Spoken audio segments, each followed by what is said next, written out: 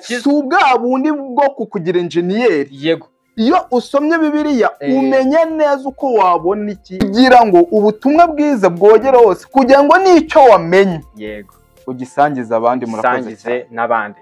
Rero Mishael barimo gukurikirana kino kiganiro ubu ngubu. Yego wadufasha nimba atari ibanga. Yego. Mwigenamigambi ryawe. Yego. Ry'ejo hazaza. Yego. Uteganya iki mwiyobokamana?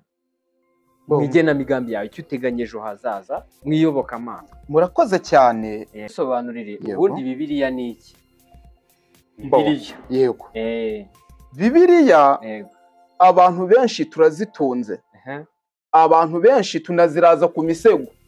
Rero kubera kudasoma, kubera kugendera kumva ko umuntu yise umwana izina, umuntu runaka waryumvisha ahantu runaka, nanjye barinyita gutyo. Ariko nasomye Bibiliya nsanga uwitwaga Meshaki. Niryo genamigambi. Iyo ko guteganya cyane icyo urimo kureba ejo hazaza mwiyobokamana. Aho ngaho navuga yuko naba nkukoze mu ntoki. Murakoze cyane. No mu izina ry'ubwoko bw'Imana. Yego. Menya neza ko utari umwana w'Imana wose, kuko mu buzima bwawe, mu kubaho kwawe, ni ayahe mahame ugenderaho mwiyobokamana ahatse ayandi? Mahame ahatse ayandi ugenderaho mwiyobokamana. Yego. Murakoze. Turakwakiriye hamwe n'abakunzi ba Irera TV1. Twagusaba ngo twibwire mu buryo burambuye. Yego. Murakoze. Anastase, mbanje kugushimira kuba wemeye ko mpereza umwanya. Yego. Amazina yanjye nitwa Tuyisenge Mishael. Yego. Ariko Mishael mwirangamuntu ushobora gusanga ari Tuyisenge Meshaki. Gute se kandi? Yego. Impamvu nuko Meshaki. Yego. Nasomye Bibiliya sanga Meshaki ari ikigirwamana. Meshaki. Yego. Ijambo Meshaki. Yego. Ni ikigirwamana cyitwaga Meshaki. Rero kubera kudasoma, kubera kugendera kumva ko umuntu yise umwana izina, umuntu runaka waryumvisha ahantu runaka, nanjye barinyita gutyo. Ariko nasomye Bibiliya nsanga uwitwaga Meshaki ari we Mishael. Bisobanura ninde umeze nk'Imana. Yego. Yego. Niho byahindutse ubwo mwirangamuntu hakaba handitseyo Meshaki. Yego. Ariko we wajya kwipresenta ahantu. Yego. ukaba wavuga Mishael. Yego. Mishael niryo izina ryanjye, ntago nkitiranwa n'ibigirwamana. Yego. Aho ngaho hari akantu buduhishemo, ariko tuzaza kukatubwiraho wenda ugakomozeho. Yego. Kuko ni ibintu byumvikana. Nimba ababyeyi barakwise izina runaka, yego, hanyuma ukaza kuvuga ngo narasomye, uraza kumenya nyirizina ubundi uko gusoma, yego, sibyo? Yego. Umuntu aba yasomye iki, yego, sibyo? Yego. Kugira ngo umuntu aze kugera ku kigero cyo kumva yuko izina yarihinduza. Yego. Binakunze akaba yajya hariya oyandi no muri procedure. Yego. Urakoze cyane. Yego. Rero Papa Shami, uyu mwanya twishimiye kuba turi kumwe nawe kuri Irera TV1. Murakoze. Kuba umaze kutwibwira, kutwisobanurira ni iby'igiciro. Murakoze. Papa Shami, karamya, hamwe no gufashanya twebwe ubwacu ndetse n'abadukurikiye, yego, mu buzima bwawe, mu kubaho kwawe, yego, ni ayahe mahame, yego, ugenderaho mu iyobokamana ahatse ayandi? Mahame ahatse ayandi ugenderaho mu iyobokamana. Yego. Murakoze. Amahame ngendera mu iyobokamana, yego, ntago navuga ngo ngendera ku mahame y'aho nsengera. Kuko aho nsengera ni amahame bashizeho, ni amahame yabo. Ariko njyewe mfite amahame ngenderaho. Yawe. Yego. Yego. Ayo niyo muri kumbaza. Yego. Rero ihame rya mbere ngenderaho, yego, icya mbere nuko niyumva, nuko mfite uburenganzira, yego, ku Mana. Aha. Ubwo burenganzira ushatse kuvuga, yego, nuko usa nkaho wihariye ku Mana. Yego. njyewe ntago ndi umukozi w'Imana cyangwa njya gushaka ngo abakozi b'Imana, kuko nasanze umuntu ufite agaciro. Anastase uranyumva? N'abakurikiye Irera TV1 ndakeka bari butwumve. Nasanze ikintu gifite agaciro ni umwana, ntabwo ari umukozi. Rero njyewe ihame rya mbere ngenderaho nanishimira nuko icya mbere niyumva ko ndi umwana w'Imana kandi niko kuri. Iryo ni ihame rya mbere. Ihame rya kabiri nuko njyewe Mishael ngendera ku byanditse. Ku byanditse hehe? Muri Bibiliya. Iryo ni ihame rya kabiri.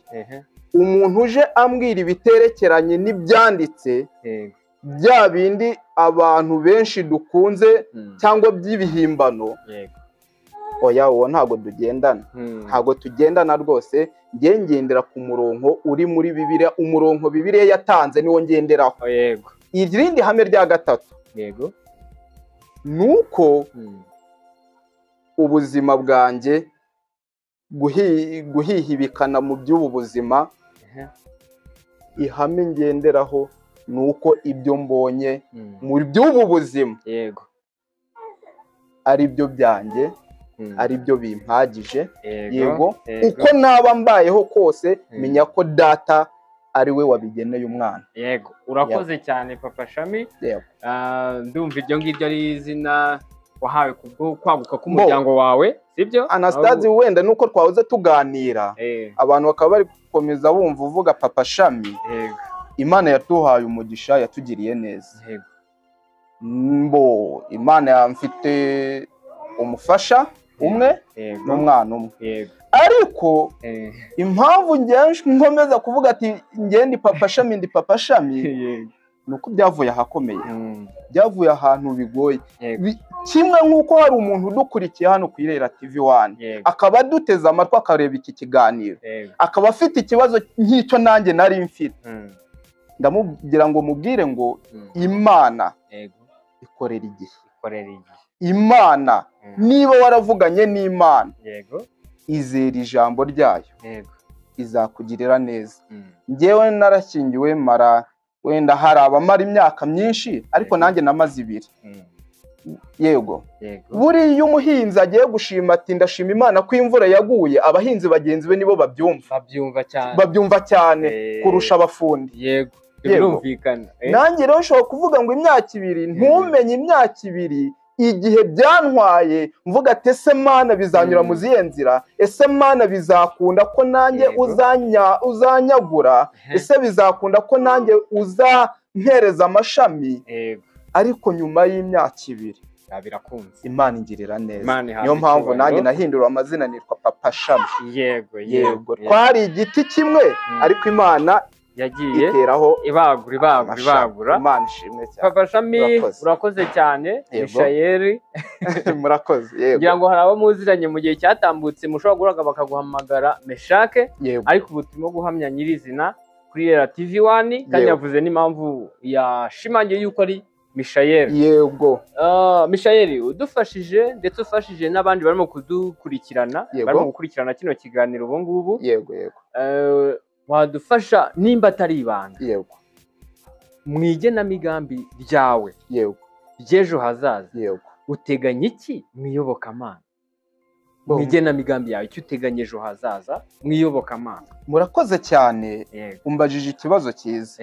Ariko igenamiterere ryanjye nteganya mu by'ubu buzima, igenamigambi nteganya mu by'iyobokamana, ngendera ku ijambo ryanditse muri Bibiliya rivuga ngo mugende mu misozi, mubwirize abantu, abemera bakihana babatize mu izina rya Yesu Kristo. Rero igenamigambi ngenderaho nuko ibyo namaze kumenya mfite umuhato wo kugira ngo n'abandi bantu bazabimenye.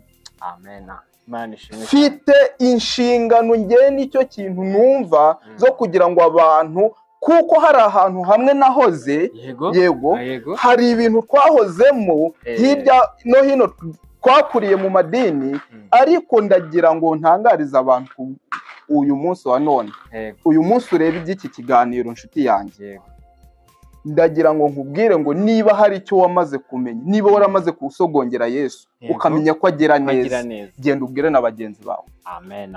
Okay, niryo gena muganda iyo ko guteganya cyane icyo kureba ejo hazaza mu iyobokamana, aho ngaho navuga yuko naba nkukoze mu ntoki, murakoze cyane, no mu izina ry'ubwoko bw'Imana, kuko ndumva ari intego nziza kandi iboneka muri bya byanditswe wagiye ukomozaho.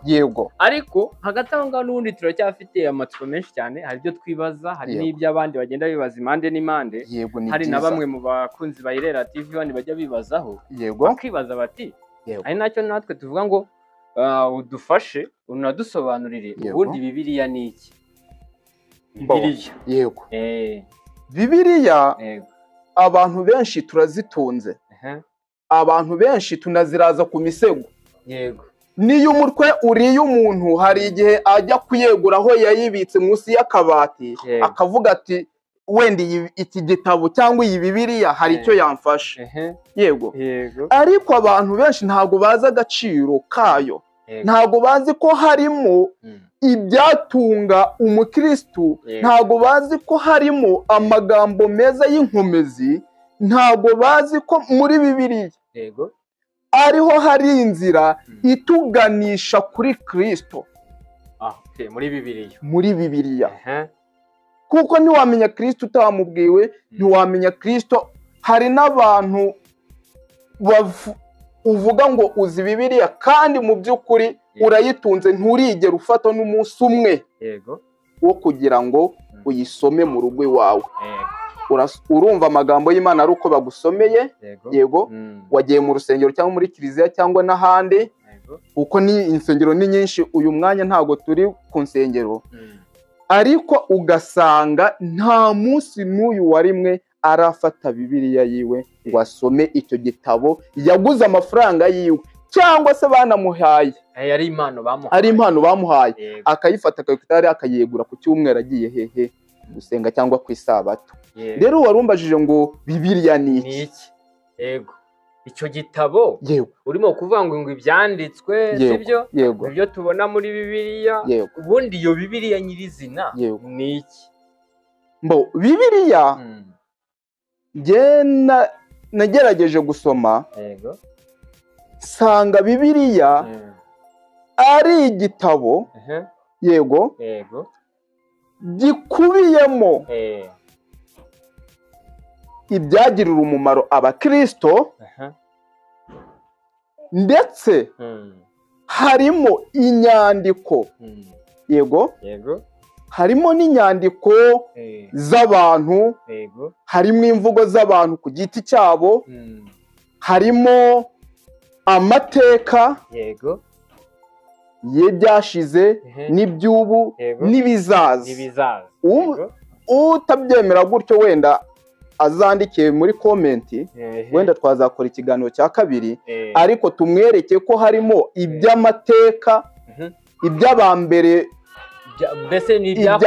ibyakozwe mu gihe cyatambutse, harimo n'iby'iki gihe duhagazemo uyu munsi wa none, aho twita preza, harimo noneho n'iby'igihe kizaza, ari by'abantu benshi bitaho bakavuga ngo tuzajya mu ijuru, ni iby'ahazaza. Ariko abantu benshi ntabwo bajya babanza ngo barebe iby'ahashize. Rero niyo mpamvu mvuga ati ni igitabo kibumbatiyemo ibyo byose, harimo ibyatunga umukristo, amateka, ndetse harimo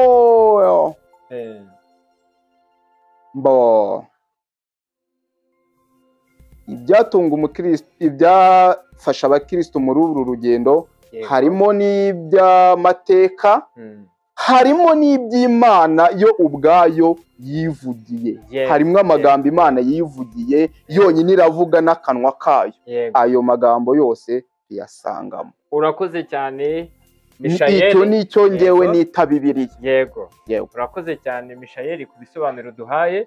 Bibiliya nk'uko n'ubundi twagiye ubikomozaho, yego mu byo nkaho n'undi wari uvuzeho, nuko tubwiye ko Bibiliya irimo ibyo abakristo bizera, yego, kandi ngo ikabibumbatiye hamwe, yego, ibitabo n'inzandiko, yego, sibyo, yego, bikaba bivuga ku mateka, iby'uyu munsi n'iby'ahazaza, kandi bikaba byaranditswe n'abantu batandukanye. Yego, kandi unakomoza tubwira yuko ngo kandi Bibiliya irimo n'iby'Imana yavuze. Urakoze cyane ku gisobanuro duhaye.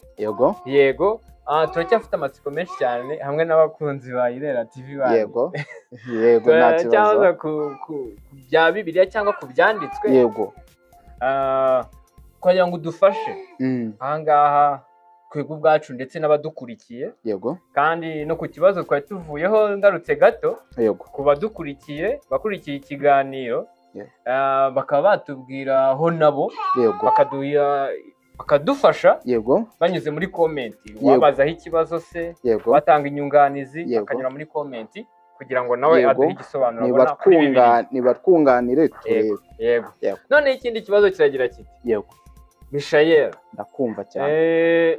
Bibiliya tumaze kuvugaho, tumaze kubona igisobanuro cyayo, ya yindi yampinduriye izina. Urakoze cyane. Ubundi akamaro nyirizina, akamaro urimo kubona kayo mu ngero z'akamaro k'umumaro wayo, duheho ingero udufashe, sibyo? Uduhe urugero cyangwa ingero udusobanurire ubundi muri make akamaro ka Bibiliya, umumaro wa Bibiliya. Yego, iyi Bibiliya nk'uko twabivuze hejuru, turasangamo irimo umumaro mwinshi. Turasanga Bibiliya irimo kutwereka neza uburyo twagera kuri Kristo. Uwo ni umumaro wa mbere. Kuko iyo usomye Bibiliya usangamo handitse ngo abamwemeye bakamwizera, bakizera izina rye, yabahaye ububasha bwo kuba abana b'Imana. Abagize abizeye nde? Yesu Kristo. Yego. Rero iyo utasomye iyi Bibiliya ntabwo ibyo bintu bimenya. Iyo utasomye Bibiliya ntabwo wamenya, uzaguma nyine mu gipindi cy'abantu. Yego. Kubera iki? Ntabwo wigeze wisomera. Uwo ni wo mumaro wa mbere. Ushatse kuvuga ngo wenda icyo wari uvuzeho kuvuga ngo mu gipindi cy'abantu, wari ushatse kuvuga kubavuga ku biri hanze se y'iyo Bibiliya? Kuko none se bakunzi ba Irera TV 1, ntabwo murahura n'abantu bigisha ku by'indamu, ku bintu byerekeye iby'ubu buzima gusa? Yego. Ugasanga mu by'ukuri ntabwo yakugira cyangwa akugira inama yo kujya kwisomera. Cyangwa hari amagambo amwe n'amwe batinya kugusomera muri Bibiliya. Rero nutayisomera wowe ubwawe, uzapfa utayamenye kandi uri mu idini cyangwa mu itorero runaka. Yego. Uwo ni wo mumaro ujye udukomorezaho n'ubundi wa Bibiliya. Iyo usomye Bibiliya urasobanukirwa. Harimo imimaro myinshi cyane, harimo iby'ubu buzima, ikwereka uko wakwitwara muri ubu buzima, n'ibindi. Urakoze cyane ku gisubizo uduhaye cyo kutwereka umumaro wa Bibiliya. Niyo mpamvu turimo gusaba nawe udukurikiye kuri Irera TV 1 waduha inyunganizi cyangwa ukaba wagira ikibazo wabaza unyuze muri komenti.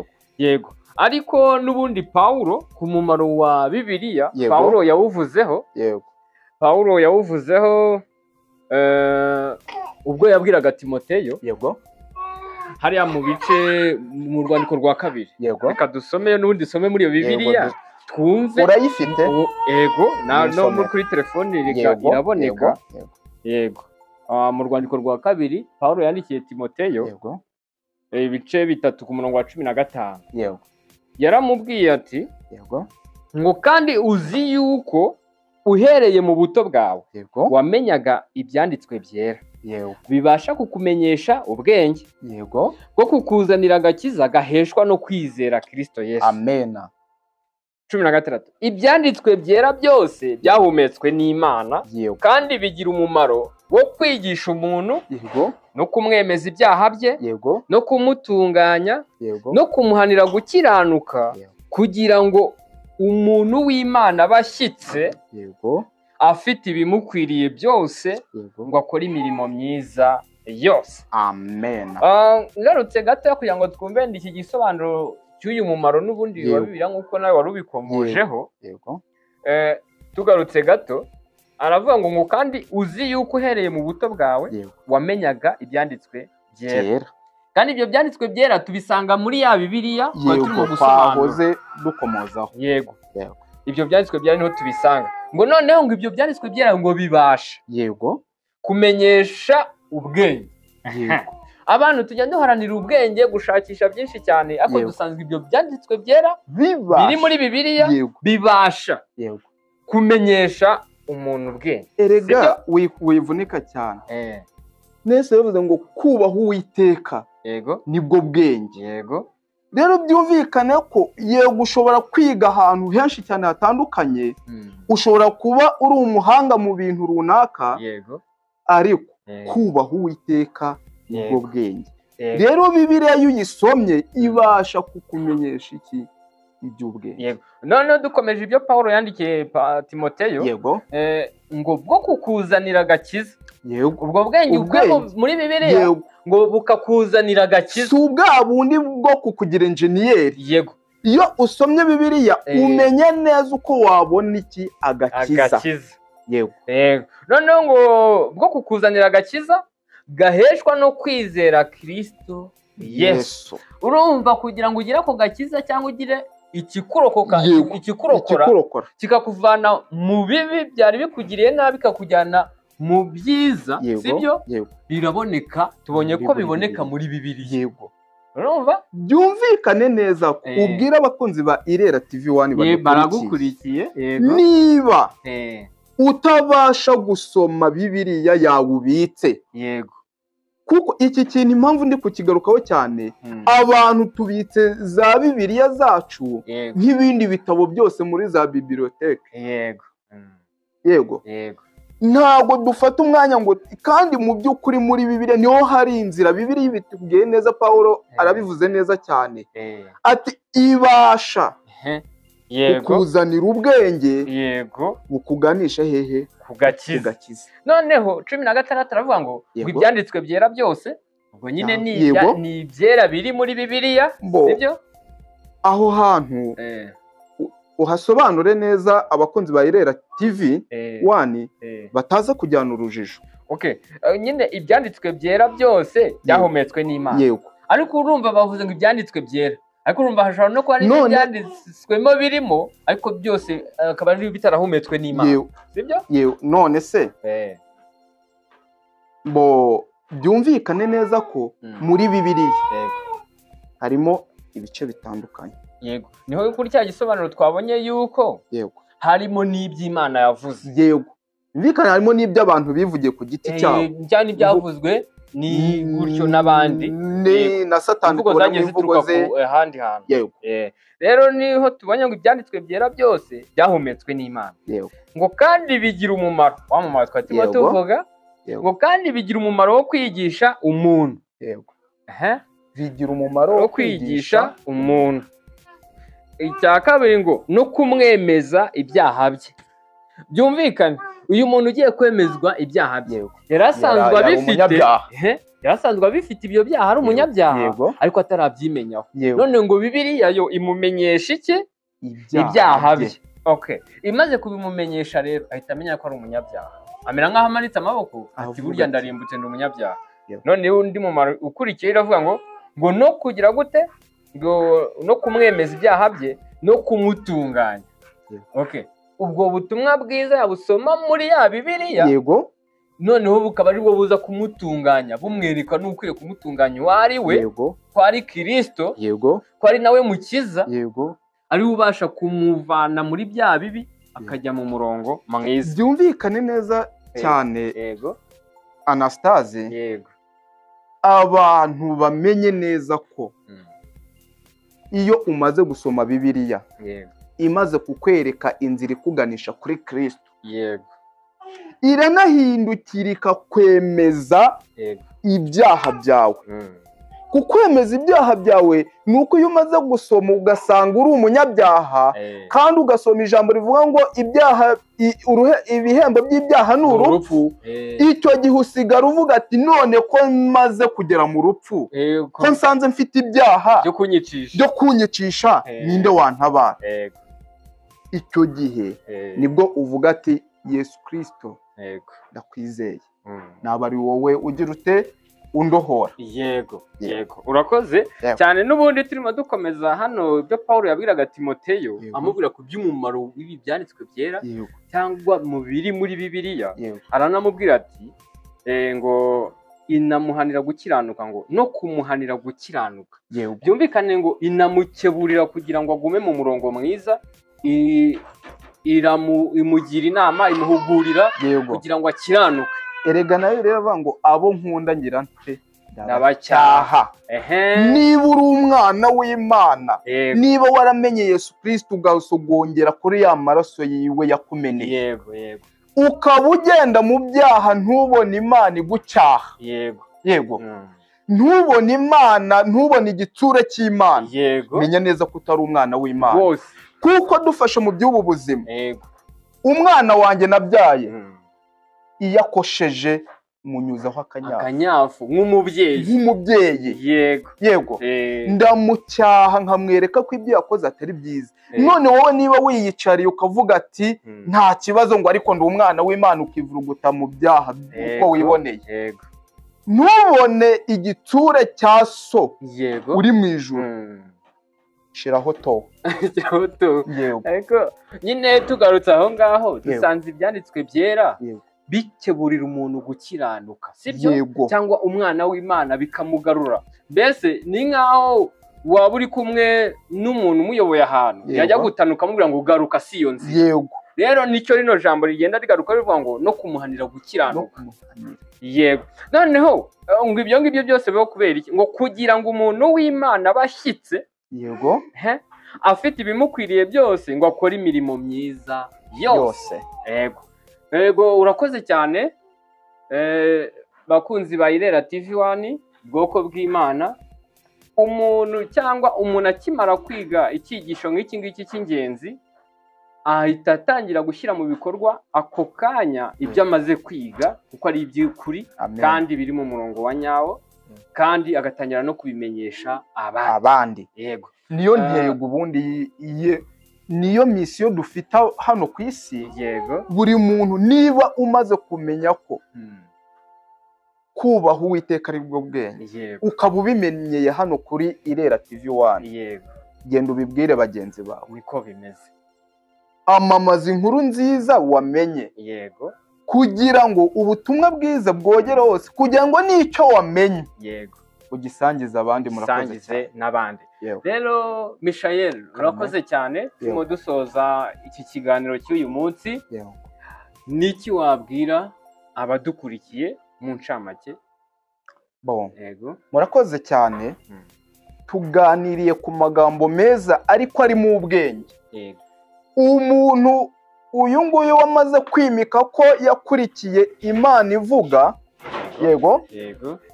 wamaze kwiyimikamo ko akurikiye ibyo bamubwira, akurikiye ubuhanuzi runaka, akurikiye aba bahanuzi twakomojeho mbere b'iyi minsi, biragoye ko iki kiganiro yakwicara ngo acyumve agitega amatwi, ariko kirakomeye cyane kandi ni icy'ingenzi. Tugomba kwiga ibyanditswe, kuko niho tubonera ibyahishwe. Hari aho duteranira amagambo, hari ayo batadusomera. Hari amagambo amwe namwe batatubwiraho. Kubera iki? Harimo ubwiro bukomeye. Ndashishikariza abantu ko bajya basoma Bibiliya. Ni igitabo cyiza, bumva amagambo meza y'Imana yababwiye, kandi n'amagambo arimo atari ay'Imana. ese iyo ugiye kugura ifi uravuga ati nimunkuriremo amahwa muyasigarane, cyangwa uraza urayigura ukayiteka and then kubera ko nyuma yaho ukaza kugira ute kuyakuramo ariko wabanje kuyiteka. Rero n'amagambo arimo yandi ntabwo ari ukuvuga ngo abereyemo ubusa, nayo abereyemo kutwiyigisha. Niko bimeze. Murakoze cyane. Urakoze cyane. Niko turimo turarika nawe ukurikiye kino kiganiro, waduha inyunganizi cyangwa ukabaza ikibazo unyuze muri komenti. Murakoze cyane. Rero kugira ngo ujye ubona buri cyigisho cyose kandi cy'umumaro kinyura kuri iyi channel, turakurarika kugira ngo ukande kuri iryo jambo subscribe riri mu ibara ry'umukara cyangwa s'abonner mu gifaransa. Numara gukandaho harahita haza akazogera kamwe. Nukanda kuri ako kazogera haraza utuzogera dutatu. Nihaza dutatu kande kuko hejuru gasa nk'ukari mu ibara ry'umukara, buri kiganiro cyose uzajya uhita ukibona ako kanya uko tugishyizeho. Uzajya ubona aka message aribwo butumwa bugufi, uzajya ubukandaho uzajya udukurikirana. Murakoze cyane, mwari muri kumwe n'ubwoko bw'Imana buterwa ishyaka no kwiga ijambo ry'Imana ndetse no gusobanukirwa iby'Imana Data wa twese ishaka kugira ngo dukore ibikwiriye nk'abana b'Imana. Amahoro n'ubuntu bw'Imana bigwire muri mwebwe mubiheshejwe no kumenya Imana na Yesu Kristo umwami wacu. Murakoze.